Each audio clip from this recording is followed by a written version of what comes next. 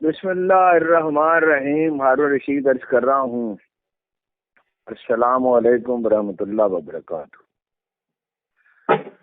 پاکستان کے بارے میں بھی کچھ خبریں ہیں، وہ بعد میں عرض کرتا ہوں، لیکن اصل خبر تو یہ ہے کہ اسرائیل اور ایران جنگ کے بہانے پہ کھڑے ہیں. امریکی میڈیا یہ رپورٹ کر رہا ہے، وال اسٹریٹ جرنل میں بھی خبر چھپی ہے، انٹیلیجنس کے سورسز بھی یہی کہہ رہے ہیں کہ ایران اگلے 24 سے 48 گھنٹے میں حملہ کر سکتا ہے. اب وہ اس کی نوعیت بھی حد تک زیر بحث ہے کہ ایران یہ کرے گا کہ اپنا ڈرون طیاروں سے حملہ کرے گا، یہ کرے گا. اور اسرائیلی وزیر دفاع نے یہ کہا ہے کہ وہ مائیکل جو ہیں سینٹرل کمانڈ کے امریکہ کے، ان سے میری بات ہوئی ہے اور امریکہ اور اسرائیل شانہ بشانہ کھڑے. امریکہ نے نہیں کہا مگر اسرائیل کہہ رہا ہے. اچھا، وہ امریکہ اسرائیل کیا کرے گا جوابی کارروائی؟ یہ کہا جا رہا ہے کہ وہ میزائلوں سے اٹیک کریں گے. جب ساری صورتحال میں نے کچھ ماہرین کے ساتھ ڈسکس کی تو ان کا کہنا ہے کہ ایسا شاید نہ ہو، اس لیے کہ اس سے تو بڑی تباہی آئے گی ساری دنیا میں، اور یہ تو تھرڈ ورلڈ وار جو تیسری عالمگیر جنگ کی ابتدا ہو سکتی ہے.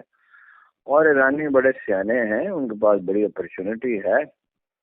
مثلا ایک آئیڈیا یہ ہے کہ ایک موقع پر انہوں نے امریکیوں کو بتایا تھا کہ ہمارے یہاں پبلک پریشر بہت ہے تو ہم آپ کے ایک اڈے پہ حملہ کریں گے اور وہاں سے آپ کے لوگ نکل جائیں. چنانچہ ایسا ہی ہوا.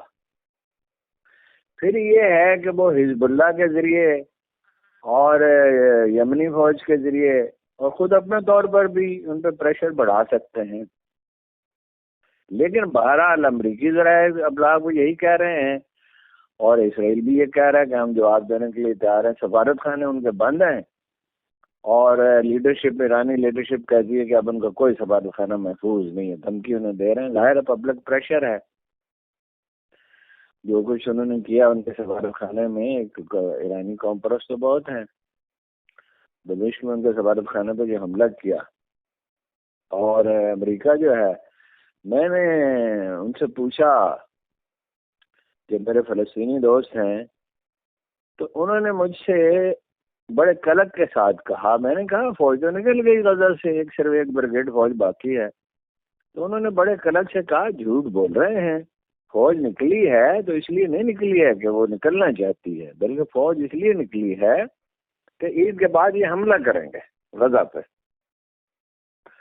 اور پھر انہوں نے کہا کہ جو بڑا تکلیف دہ جملہ تھا کہ مسلمان ممالک کہاں ہیں، اور انہوں نے اشارتاً کہا کہ وہ جو ہمارے ہم مسلک بھی نہیں ہیں، یعنی ایرانی اور حسن نصر اللہ اور یمنی، وہ تو ہماری مدد کریں تو باقی کہاں ہیں.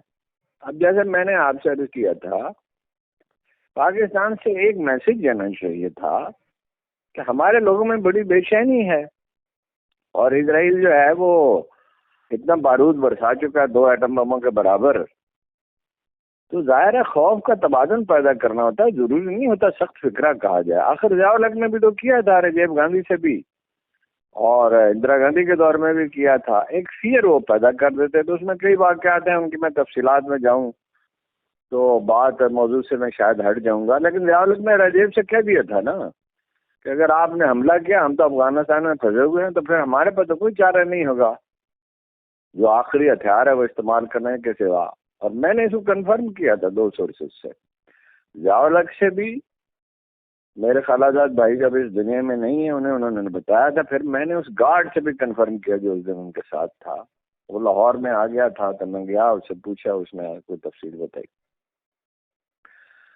بات یہ ہے کہ خوف کا تبادل قائم کرنا ہوتا ہے. ایک زمانے میں امریکی جو ہے وہ روس سے ڈرے ہوئے تھے. جو لوگ سیریس ہسٹری پڑھتے ہیں وہ یہ بات جانتے ہیں کہ روس کے پاس ایٹم بم زیادہ تھے، اور روسی جو ہیں وہ ان میں قوم پرستی بھی زیادہ ہے اور اگریسو بھی وہ بہت ہے. ریگن آیا تو اس نے یہ خوف دور کر دیا. یعنی وہ ایک تو افغانستان میں ان کو شکست ہوگی روسیوں کو، اور ایک یہ ہے کہ اس نے انیشیٹو لے لیا اور کچھ اور بھی کام کیے اس نے ایسے کہ جس سے وہ بہت پاپولر بھی ہو گیا. اور مشرقی جرمنی مغربی جرمنی بھی گیا. دوسرے اس نے پریشر اتنا بلڈ کر دیا کہ لوگ جو تھے وہ ظاہر ہے افغانیوں سے جو آزاد اقوام کو ہمدردی سی وہ کام آئی اور اس کو استعمال کیا. مجھے یاد ہے محمد علی کلے باکسر کو افریقہ کے ممالک میں بھیجا اور جگہ جگہ بہت جو کچھ ہوا ہسٹری ہے. نہ پاکستان نے کوئی بات کی. صرف یہ ہے، یہ میں آپ کو ذمہ داری سے بتا رہا ہوں کہ پاکستان سے اسلحہ مانگا گیا، امریکہ نے خریدنے کی کوشش کی اور ترکی سے، اور کہ وہ اسرائیل بھیجا جائے تو پاکستان نے انکار کر دیا. ترکی نے بھی انکار کر دیا. ترکوں پہ بھی بڑا پریشر تھا، لیکن بہرحال انہوں نے کہا اس کام کے لیے اسلحہ ہم نہیں دے سکتے. مگر نہ ترکوں نے کوئی انیشیٹو لیا، نہ ہم نے لیا، نہ کسی اور مسلمان ملک نے لیا، اور عربوں سے تو کوئی امید ہی نہیں ہے. یہ ایک بڑی خطرناک صورتحال ہے. ممکن ہے چین اور روس اس میں کوئی دخل دیتے، کوئی مساعدت کی کوشش کرتے، یا کوئی نام و پیام تو ہو رہا ہوگا. یہ بیک ڈور رابطے ہمیشہ قائم رہتے ہیں، اور میرا ذاتی اندازہ بھی یہی ہے. جو ماہرین سے گفتگو کرنے کے بعد میں اس نتیجے پر پہنچا ہوں کہ کوئی بڑا حملہ نہیں ہوگا. میرا خیال ہے، غلط ہو سکتا ہے، اس لیے کہ میں نہ کوئی ایرانی امور کا ماہر ہوں، نہ اسرائیل کے امور کا، نہ مڈل ایسٹ کا. لیکن بہرحال میں نے پچھلے 4-5 گھنٹے اس پہ غور و فکر کرتے ہوئے گزارے، اور جتنی ضروری چیزیں تھی سب دیکھ ڈالی ہیں، جتنی انفارمیشن مل سکتی تھی انٹرنیشنل میڈیا میں. اور ہمارے جو دوست ہیں ریسرچر، اصل میں تو ریسرچر نہیں ہیں، میرے دوست ہیں، تو انہوں نے بھی کافی چیزیں دیکھی جو بھی ممکن تھا، اور بات بھی کی ان لوگوں سے جو چیزوں کو سمجھتے ہیں. تو باقی پاکستانی سیاست ہے، اس میں بھی میں پاکستان کی صورتحال پر بات کرنے سے پہلے وہ کچھ اور نکات مجھے یاد آئے اسرائیل ایران کانفلکٹ کے حوالے سے. ایک بات تو یہ ہے کہ معاملے کی سنگینی اس سے بھی واضح ہوتی ہے کہ یورپی ممالک نے، امریکہ نے اور انڈیا نے اپنے شہریوں سے کہا ہے اور سفارتی عملے سے کہ وہ اسرائیل کو خالی کر دیں. اس لیے معاملہ تو سنگین بہرحال ہے ہی، اور کچھ کہا نہیں جا سکتا کیا ہوگا. دوسرا یہ ہے کہ یمن سے ایک میزائل فائر کیا گیا ہے. موسٹ پروبیبل امریکیوں کا کہنا ہے کہ یمن سے ہی ہو سکتا ہے، اور لیکن اس کو بیلسٹک میزائل تھا تو اسے فضا میں تباہ کر دیا گیا. اس کا مطلب یہ ہے کہ ایرانی اپنے حلیفوں کو تو انہوں نے متحرک رکھا ہے، اور یمنی تو اپنے بجائے خود بھی ڈٹرمنڈ ہے. یمن شاید واحد ملک ہے، ایران کے علاوہ یاسر نصر اللہ ہیں. باقی مسلم دنیا کا حال تو پتلا ہی ہے. کہیں مطلب یہ اتنا بھی نہیں ہو سکا. مطلب پاکستان میں تو یہ تو ممکن تھا نا کہ پارلیمنٹ کا مشترکہ اجلاس بلا لیا جاتا. اگر نہیں بلاتی حکومت تو اپوزیشن بلا لیتی، اور ظاہر ہے کسی کے لیے بھی مخالفت کرنا مشکل ہوتا، اور ساری جماعتوں کے ارکان پارلیمنٹ مارچ کرتے اور یہ کہتے کہ اسرائیل نے اگر غزہ میں ظلم و جبر بند نہ کیا تو اس کو معاف نہیں کیا جائے گا. پارلیمنٹیرینز پہ تو کوئی پابندی نہیں ہے. وہ جناب رسالت مآب صلی اللہ علیہ وسلم نے وہ کیا کیا ان کو یاد کریں، ان کی عظمت کو کوئی لفظ ہی نہیں ملتا کہ جو اپنا جناب رسالت مآب کے شایان شان ہو. کہ سب باتیں بتا دی تھی انہوں نے فرمایا تھا کہ بہن کی بیماری میں مبتلا ہو جائیں گے مسلمان، ایک وقت آئے گا. ان سے پوچھا گیا، آپ سے پوچھا گیا کہ بہن کیا ہے؟ کہا موت کا خوف. آپ دیکھیے کہ ہانیہ جو ہیں، جو لیڈر ہیں ان کے اپنا فلسطینیوں کے، ان کے بیٹے مارے گئے، ان کے پوتے مارے گئے، اور انہوں نے اس پہ پہاڑ کی طرح وہ کھڑے ہیں اور شکرانے کے 2 نفل ادا کیے کہ میرے بچے جو ہیں وہ شہید ہوئے ہیں. یعنی موت تو جب آنی ہے تب آنی ہے نا، موت کو تو کوئی ٹال تو نہیں سکتا، ٹریفک کے حادثے میں آ سکتی ہے. اور اقبال نے کہا تھا کہ کافر کی موت سے بھی لرزتا ہے جس کا دل، کہتا ہے اس سے کون مسلمان کی موت مر. اور ڈاکٹر خورشید رضوی کے 2 شعر ہیں کہ اپنا چلتا ہوا بت چھوڑ زمانے کے لیے، اور عرصہ ایام سے ہجرت کر جا، جہاں سے آگے بھی بہت روشنیاں ہیں خورشید، ایک ذرا جان سے گزر جانے کی ہمت کر جا. اس جان کی حفاظت کے لیے اور اس چھوٹی سی زندگی کے لیے جو بالآخر ختم ہو کر رہنی ہے، قرآن مجید میں سب سے اہم مضمون یہ ہے، جہاں تک میری ایک معمولی طالب علم کی حیثیت سے میں سمجھ سکا، کہ یہ دنیا ہے کیا؟ یہ دنیا تو ایک کھیل تماشا ہے، یہ چند دن میں ختم ہونے والی ہے. اللہ کے رسول نے فرمایا کہ سورج ڈوب رہا تھا تو آپ نے کہا کہ اس طرح دنیا ختم ہونے والی ہے، اور سب نشانیاں اس کی بتا دی تھیں. اور وہ زمانہ اب قریب آ لگا ہے، 100 سال ہیں، 200 سال ہیں، 300 سال ہیں، وہ اس کی کچھ نشانیاں پوری ہو گئیں. اب میں تفصیل میں نہیں جانا چاہتا، کچھ پوری ہو رہی ہیں. مگر سہمے ہوئے لوگ ہیں بھائی، خوف کا توازن قائم کرنا ہوتا ہے. بار بار میں عرض کرتا ہوں کہ بھائی وہ اسرائیلی کیا غزہ والوں نے ان کے ساتھ وہ سلوک کیا کہ جس کی کوئی حد نہیں ہے. بھائی ٹھیک ہے، بہت لوگ شہید ہوئے اور بہت نقصان ہوا، اندازاً 25-30 بلین ڈالر کا نقصان ہوا ہے، لیکن جھکے تو نہیں، وہ تو اب بھی کارروائیاں کر رہے ہیں. اور ہمارے پاس سب کچھ ہے. یعنی جب یہ انڈیا نے حملہ کیا تھا، ہم نے بڑی مذمت کی تھی ایاز صادق کی، لیکن وہ واقعہ تو ٹھیک تھا کہ جنرل باجوہ صاحب اس حق میں نہیں تھے کہ انڈیا کے جہاز آئیں تو ان کو روکا جائے. وہ کہتے تھے علامتی طور پہ چھوٹی موٹی بمباری کر بھی دیں تو کیا ہے. وہ تو عمران خان سٹینڈ لے گئے، انہوں نے کہا یہ نہیں ہو سکتا.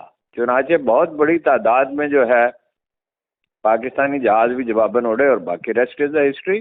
ان کے 2 جہاز گرا لیے گئے اور انڈیا کے ہوش ٹھکانے آ گئے. آج راجناتھ سنگھ نے کہا ہے کہ پاکستان اگر ٹیررزم ختم نہیں کر سکتا تو ہم اس کی مدد کرتے ہیں. بھائی آپ تو ٹیررسٹ ہیں، آپ نے ان لوگوں کی مدد کی جنہوں نے 70,000 پاکستانی شہریوں کو شہید کر دیا، اور آپ پہ ہم اعتماد کریں گے؟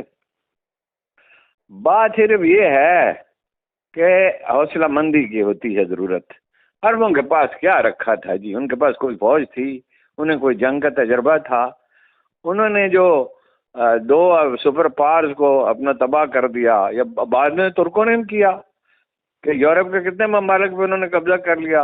اسپین پہ چلے گئے مسلمان، اور بنو امیہ کا حالانکہ زمانہ تھا، جو کوئی اچھے حکمران تو نہیں تھے، اور خوف سے وہ کانپتے تھے قسطنطنیہ میں بیٹھے ہوئے جو لوگ تھے. اور بالآخر وہ بھی فتح کر لیا گیا، اور 300 برس سے زیادہ عرصہ وہ حکومت ان کی نہیں اس سے بہت زیادہ عرصہ قائم رہی. دوسری یہ مقامی کچھ خبریں ہیں، بہت اہم تو نہیں ہیں، لیکن بہرحال ایک اے جی مجید صاحب ہیں، وہ بار بار وہاں کراچی سے اطلاعات مل رہی ہیں کہ ان کو اپنی ذمہ داری سونپی گئی ہے. ان کے ساتھ کچھ اور لوگوں کے نام بھی ہیں.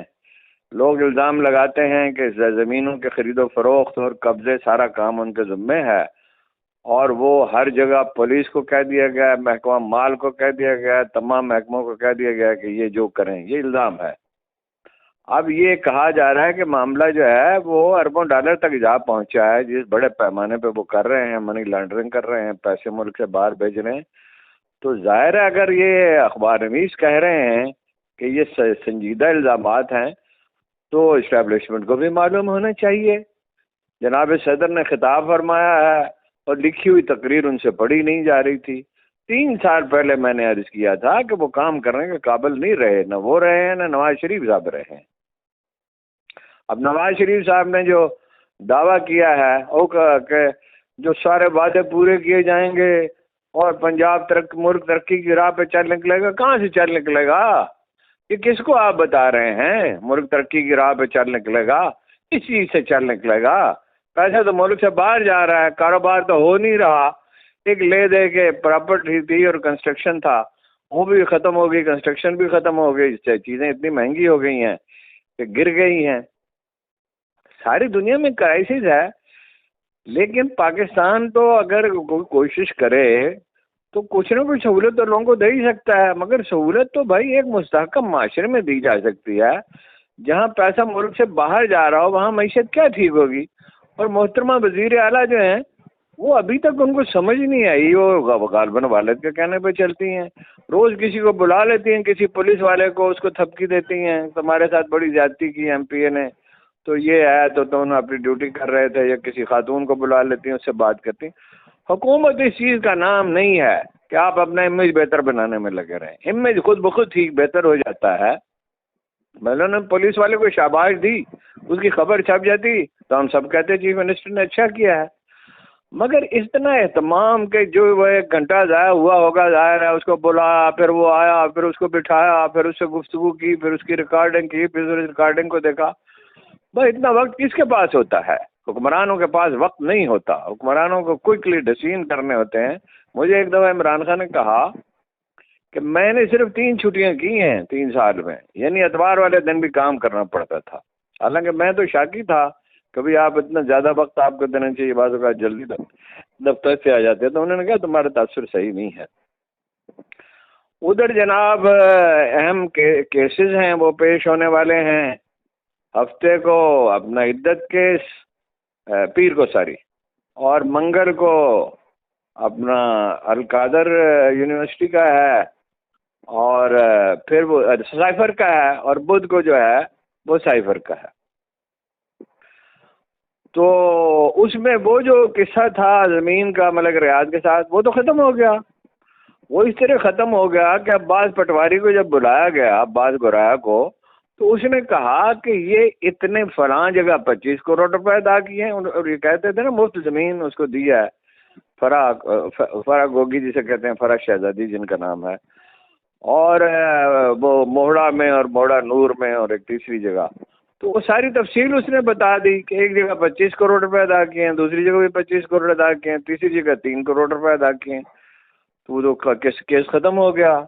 تو عدت کیس میں تو کوئی ہے ہی نہیں، مسلم ہسٹری میں کبھی ایسا ہوا ہی نہیں ہے. اس طرح کا کوئی مقدمہ 1400 سال میں نہیں ہوا. اور القادر یونیورسٹی میں کیا رکھا ہے ان کا فائنانس ڈائریکٹر کہہ چکا ہے کہ جی کبھی 1 روپے کا بھی فائدہ نہیں اٹھایا. تو یہ کیسز تو ختم ہو جائیں گے، لیکن کیا عمران خان کو رہا کر دیا جائے گا؟ یہ کہنا تو مشکل ہے. اور کشیدگی ختم ہونے میں نہیں آ رہی، اور سیاسی پارٹیاں اتنی ڈر گئی ہیں، اتنی حالت خراب ہے. سوائے پی ٹی آئی کے کسی نے بابل نگر کے واقعے پہ ریئیکشن ہی نہیں دیا. او بھائی بات تو کرو. ایم کیو ایم، نون لیگ، اور جناب بڑے بڑے اور بہادر، اور اے این پی، اور کیا اتنی سیاسی جماعتیں ہیں، جمعیت علماء اسلام ہے. او بھائی اصولی بات کر دو.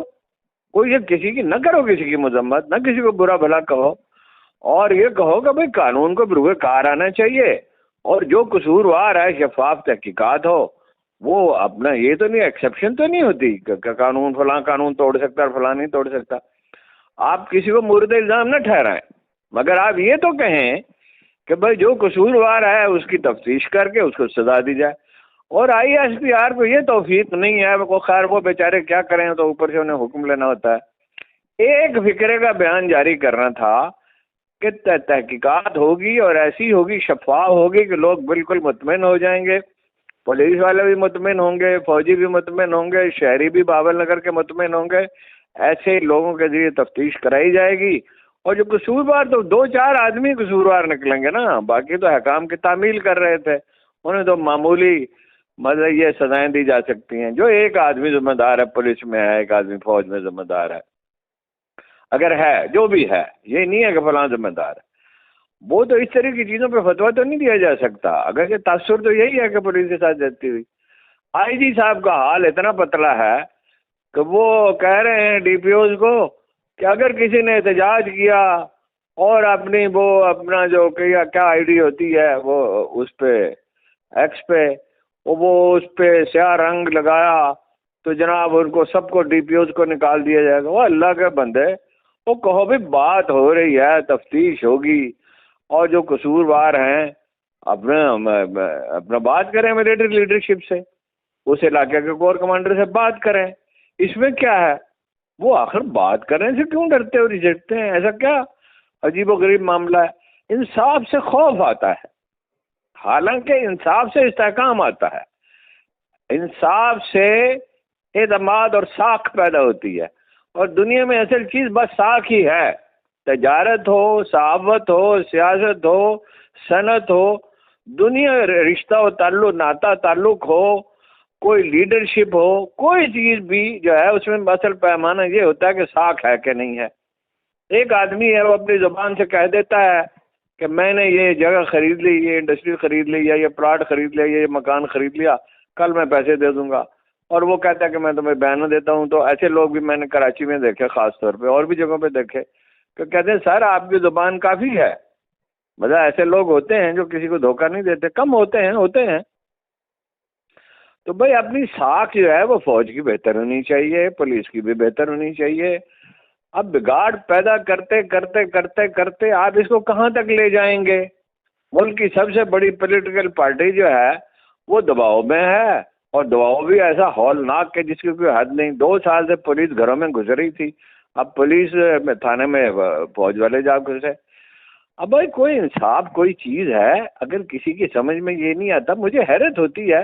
قرآن کریم کی آیات پڑھ کے سنائی جاتی ہیں، لیکن قرآن کی وہ آیت یاد نہیں آتی جس کا تعلق انصاف سے ہے. نہ وہ حدیثیں یاد آتی ہیں، نہ رسول اللہ کا زمانہ یاد آتا ہے، نہ ان کا طریقہ کار یاد آتا ہے. تو یہ صورتحال ہے. اس میں ایک طرف ایران کی طرف سے خطرہ ہے. ایران میں دیکھیے، اگر اسرائیل نے ان کے شہروں پر میزائل برسائے، ایران سے لا تعداد لوگ جو ہیں وہ ہجرت کر کے آئیں گے، خاص طور پہ بلوچ آئیں گے. اور پھر یہ ہے کہ وہ آئیں گے، اپنا دوسرے لوگ بھی آئیں گے، پھر مکاتب فکر کا مسئلہ پیدا ہوگا. پھر دشمن ملک اس کو، انڈیا وغیرہ اس کو، امریکہ بھی استعمال کرنے کی کوشش کر سکتا ہے. تو پاکستان کو بھی کوئی انیشیٹو لینا چاہیے، اور او آئی سی کی میٹنگ کے لیے کم از کم کہنا چاہیے کچھ تو کریں. ہاتھ پہ ہاتھ رکھ کے ڈرے سہمے ہوئے بیٹھے ہیں. وہ ڈرا ہوا آدمی دنیا میں کیا کر سکتا ہے؟ بھائی شائستہ طریقے سے کریں، اچھی طرح سے کریں. مسلمان ممالک اگر سارے لیڈر جو ہیں وہ ایک آئی ٹی کا دور ہے، ایک پیپر ایک بات کرے، کوئی انیشیٹو لے، اردوان انیشیٹو لیں، پاکستان لے، ملائیشیا لے، کوئی مسلمان ملک انیشیٹو لے، سارے مسلمان سربراہ ایک کاغذ پہ دستخط کر دیں کہ بھئی یہ بہت ظلم ہو رہا ہے، اس کو روکا جائے، جنگ ہو جائے گی، ساری دنیا تباہی کے کنارے پہ پہنچے گی. تو اس سے بھی فرق پڑ سکتا ہے. ایسا لگتا ہے کہ ایک خوف ہے جس نے دلوں پہ قبضہ کر لیا ہے، روحوں کو فنا کر ڈالا. یہ ہمارے سامنے افغانستان میں 2 سپر پاورز کو شکست ہو گئی ہے، یہ ہمارے سامنے ایران میں انقلاب آیا ہے، ہمارے سامنے سوویت یونین ٹوٹ گیا ہے، ہمارے سامنے مرا ہوا چین جو ہے، جہاں کھانے کو روٹی نہیں ملتی تھی، گھاس کھاتے تھے، باقاعدہ گھاس. اب بھی تفریح باز چینی کھاتے ہیں. تو وہ ایک بوڑھی ہوتی ہے، نام میرے ذہن سے اتر گیا، تو وہ اپنا سپر پاور بن گیا ہمارے سامنے. او بھائی وہی بات جو کہی تھی اقبال نے کہ عمل سے زندگی سنورتی ہے، باتوں سے نہیں سنورتی. مسجدوں میں دعائیں مانگی جاتی ہیں، دعا مانگنی چاہیے. آدھا گھنٹہ کی دعا جو مانگی جاتی ہے، تو اس کی بجائے اگر کوئی آدمی جو ہے روزانہ 10 منٹ کنٹریبیوٹ کرے، کچھ پیسے کنٹریبیوٹ کریں رضا کے لیے، اور اسرائیل ایران جنگ روکنے کی کوشش کی جائے، تو مگر کیا کیا جائے؟ خیر آخر کار میں ہمیشہ کہتا تھا کوئی لیڈر نہیں ہے مسلم ورلڈ میں، آخر کار ایک لیڈر تو پیدا ہو گیا، اسماعیل ہانیہ. اب دیکھیے کہ وہ کچھ کرتے ہیں، کیا کر سکتے ہیں، ان کی مجبوریاں بھی ہیں، ظاہر ہے ملک سے باہر بھی ہیں، اور باقی لوگ بھی کوئی ہمت دکھائیں. وہ اللہ پہ بھروسہ کرو بھائی. قائد اعظم نے اللہ پہ بھروسہ کر کے ایک قوم بنا دی، قوم کو ملک آزادی دلا دی، اسے ملک دے دیا. توکل ایسی چیز ہے، تو خدا ان کو توفیق دے. یہ جو اپنا کچھے کا مسئلہ ہے، اسے میں نے کافی غور کیا ہے. یہ کل 6 لاکھ ایکڑ رقبہ ہے، کشمور سے لے کے تو سکر تک پھیلا ہوا، اور یہ سرکاری زمین ہے، زیادہ تر پرائیویٹ زمین بہت تھوڑی ہے. یہ جو پرائیویٹ ہے وہ حکومت خرید سکتی ہے. اور جو جس طرح انگریزوں کے زمانے میں سرگودا ڈویژن اور فیصل آباد ڈویژن جہاں بعد میں بنے، اب جنگل کاٹ ڈالے گئے تھے اور شہر بسائے گئے. سب سے بڑا شہر تو فیصل آباد بسا گیا، اور بھی شہر بسے، ورنہ یہ تو جنگل ہی تھا اور نہریں نکالی گئیں. تو یہ 6 لاکھ ایکڑ زرخیز زمین ہے جو زیادہ تر سرکاری ہے، اور جو غیر سرکاری ہے وہ خرید لی جائے یا حاشیے پہ نکال دی جائے، اور یہاں پہ ایک شہر آباد ہو سکتا ہے. یہ جگہ فوج کو وہ جگہ کی ضرورت ہے اپنا زراعت کرنے کے لیے، عربوں کے ساتھ مل کے وہ کرنا چاہتے ہیں، تو اس 6 لاکھ ایکڑ پہ کاشت کی جائے. جو دریا کا کنارہ ہے پانی کا مسئلہ ہی نہیں ہے، انڈر گراؤنڈ واٹر بھی بہت ہے، اور ماڈرن ایگریکلچر ہو تو اپنا جدید کاشتکاری، تو وہ کلچر آہستہ آہستہ پورے ملک میں پھیلے گا. یعنی زمین، چار چیزیں ہوتی ہیں. زمین کو ہموار کیا جائے، اسے لیزر لیبلنگ کہتے ہیں، اور پیسٹی سائڈ ٹھیک ہوں، ظاہر ہے فوج کے لیے کوئی مشکل نہیں ہے بندوبست کرنا اس کا، اور جناب بیج اچھا ہو اور کھاد جو ہے وہ اچھی ہو. اور بلکہ یہ تجربہ بھی ہو سکتا ہے کہ بغیر کھاد کے، قدرتی کھاد کے ساتھ اتنی ہی پیداوار ہوتی ہے. یہ ایک مغالطہ ہے کہ قدرتی کھاد کے ساتھ اتنی پیداوار نہیں ہو سکتی. تو 6 لاکھ ایکڑ سے کتنی گندم اور کتنی کپاس یا کتنے آم کے باغات وہاں لگ سکتے ہیں. سارا گرم علاقہ ہے، اس میں سب میں آم کے باغات لگ سکتے ہیں، اور بہت وہ چیزیں بھی لگ سکتی ہیں جن کی بہت قدر و قیمت ہے دنیا میں. ایسے پھل آ رہے ہیں، ایسی چیزیں آ رہی ہیں، زیتون کا بھی تھر تک میں تو زیتون ہو گیا ہے، تو یہاں بھی لگ سکتا ہے. اور دریا کنارے جو ہیں پام آئل کے درخت لگ سکتے ہیں. تو وہ اس میں ایک ڈاکوں کا سردار کھڑا ہو کے کہتا ہے چیف آف آرمی اسٹاف بھی ہمارا کچھ نہیں بگاڑ سکتا. اور حکومت سندھ کو تو ظاہر ہے جرائم ختم کرنے سے کوئی دلچسپی نہیں ہے، وہ تو کرائم بڑھ رہے ہیں پورے سندھ میں. وہ تو اپنا زرداری صاحب کے تو ترجیحات اور ہیں. تو یہ اس کا کچے کے علاقے کا کوئی ایک کمیٹی بنائی جائے اور اس کا فیصلہ کیا جائے، اور اس جگہ کو جو ہے وہ اپنا کسی استعمال میں لایا جائے. بھائی جنگل کاٹیں اور اتنے ہی درخت، جتنے درخت کاٹیں اسے دگنے لگائیں، دریا کے کنارے 3 گنا لگائیں، 10 گنا لگائیں. اگر عمران خان 1 ارب درخت لگا سکتا ہے پختونخوا میں، جس کی تمام عالمی ادارے تصدیق کرتے ہیں، تو یہ کیوں نہیں لگا سکتے پورے پوٹھوہار میں اور دریاؤں کے کنارے اور یہ کچے کے علاقے میں؟ 10 ارب درخت لگ سکتے ہیں. ہماری فوج اس میں مدد کر سکتی ہے، ہماری پولیس اس میں مدد کر سکتی ہے، اسکول والے بچے مدد کر سکتے ہیں، کالجوں کے نوجوان مدد کر سکتے ہیں، یونیورسٹیوں کے نوجوان کر سکتے ہیں، شہری میں تحریک پھیلائی جا سکتی ہے. پاکستان جو ہے پانی کا بھی اس کا مسئلہ ہے، پاکستان کا مسئلہ ماحولیاتی بھی ہے. تو یہ مسائل حل کرنے میں مدد ملے گی. ہر وقت ایک دوسرے کے خلاف بیان بازی کر رہے ہیں، سب بندی کر رہے ہیں، کام کوئی نہیں. اللہ تعالیٰ ان کو کام کی توفیق دے. آپ کو بہت بہت شکریہ.